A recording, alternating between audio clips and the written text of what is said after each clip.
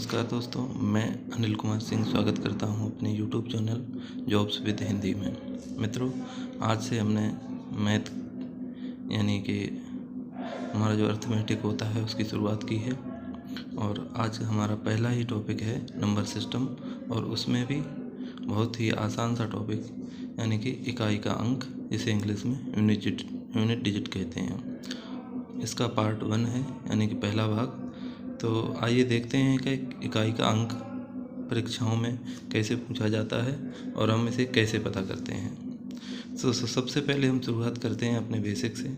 जैसे कि किसी अंक का अगर इकाई का अंक पूछा जाता है, जैसे हमने संख्या लिखी कोई 123, इसमें अगर हमें पूछा जाए कि इकाई का अंक क्या होगा तो हम बहुत ही आसान से भाषा में जवाब देंगे कि इसका अंक जो होगा, संख्या के सबसे राइट हैंड में अंत में अंक देखते हैं तो इसका अंक है 3। इसका इकाई का अंक क्या हो जाएगा? 3 यूनिट डिजिट। यूनिट डिजिट बराबर हो जाएगा हमारा 3। ऐसे ही हम एक बड़ी सी संख्या लिखते हैं, जैसे ये जो हमने संख्या लिखी, इसमें अगर हम इकाई का अंक पूछें तो आपका जवाब होगा कि सबसे हम दाईं तरफ से यानी कि राइट हैंड से देखेंगे और इसका आंसर जो हमारा होने वाला है वो होगा 2। इसका यूनिट डिजिट क्या हो जाएगा? इसका यूनिट डिजिट हो जाएगा 2। ऐसे ही हम कोई संख्या लिखते हैं, ऐसे 1 0 0 0, ऐसे इस पे 0 लगा दिए तो इसमें जो हमारा इकाई का अंक हो जाएगा वो हमारा हो जाएगा ये जो हमारा क्या हो जाएगा? Unit digit. यूनिट और डिजिट, इसमें क्या हो जाएगा आपका इकाई का अंक? अब देखिए दिख नहीं रहा होगा, इसको क्लियर कर लेते हैं। इसका अंक हो जाएगा 0। ठीक है।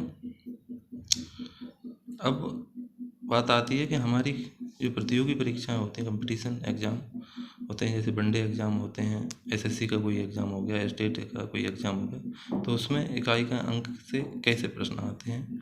तो इसकी हम यहाँ पर हमने कुछ प्रश्न लिए हुए हैं, इसका हम बारी बारी से सॉल्व करेंगे और इसको आपको गौर से देखना है। तो पहला प्रश्न जो हमारा है, हमने लिया है जैसे 13 गुणा 12 गुणा 15 गुणा 18 गुणा 24 गुणा 32 गुणा 21।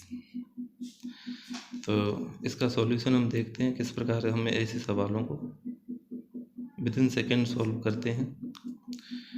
यहाँ पर हमें सबसे बड़ी बात होती है कि जो चिन्ह लगे हुए हैं ये देखने हैं, ये गुणा का है या प्लस का है या माइनस का है।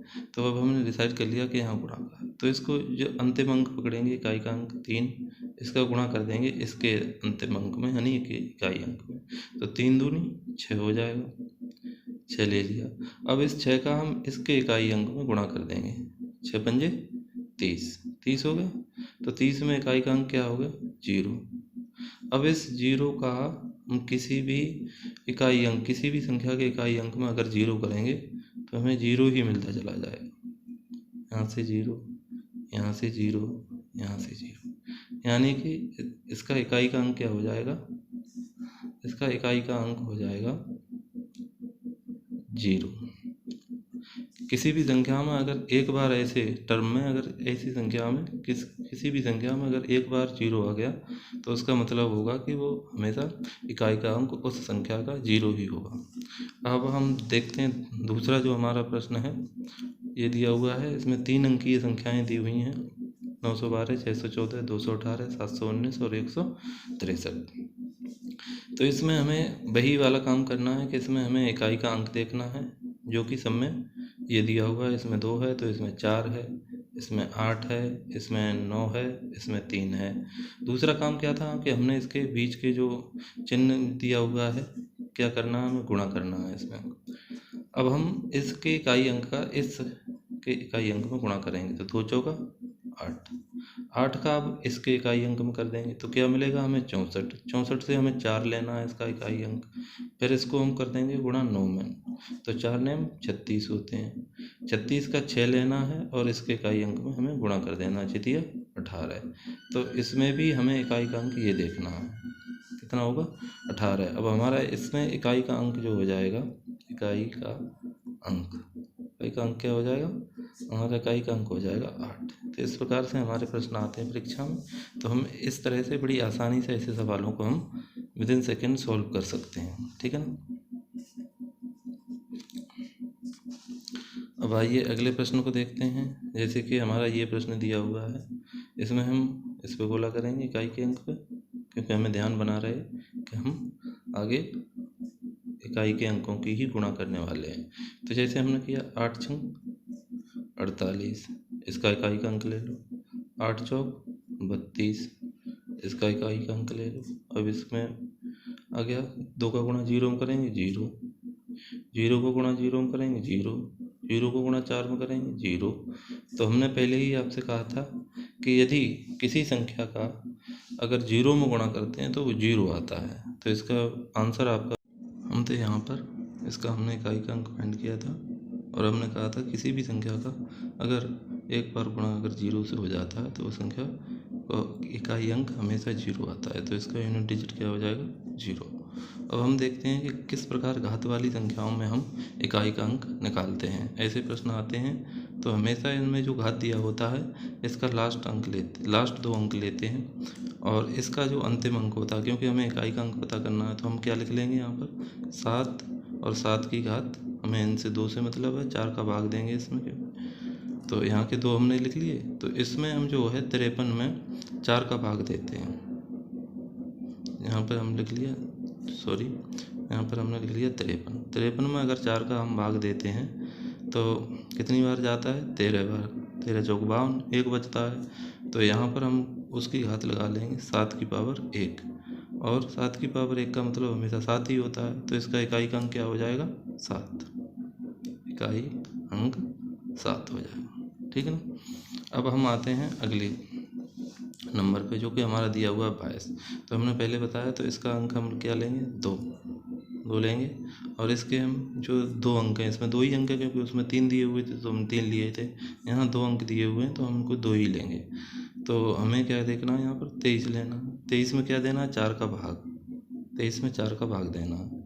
तो 4 पंजे 5 बार जाता है, बचते कितने हैं शेषफल, 3 बचता है। उसी की यहाँ पावर लगा लेंगे, 2 की पावर 3। 2 की पावर 3 का मतलब होता है 2 गुणा 2 गुणा 2, 2 दूनी 4 दूनी 8।